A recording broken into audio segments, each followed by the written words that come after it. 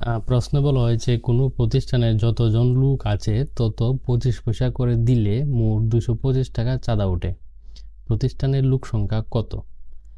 তো এর জন্য আমরা একটা শর্টকাট ফর্মুলা ব্যবহার করব।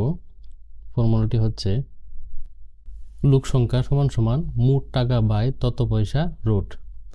আমাদের এখানে দেয়া আছে 25 পয়সা এবং মোট টাকা 225 টাকা। তো এই অঙ্কটি করার জন্য আমরা হয় পয়সাকে টাকায় রূপান্তরিত করব, না হয় টাকাকে পয়সায় রূপান্তরিত করব। তো এখানে দেয়া আছে 225 টাকা। 25 টাকাকে যদি কনভার্ট করি পয়সায় 100 দ্বারা গুণ করলে আসে 22,500 পয়সা। তাহলে আমরা মান বসিয়ে পাই মোট টাকা 22,500 বাই তত পয়সা 25 পয়সা রুট। তো এটা আমরা ক্যালকুলেশন করে পাই রুট 900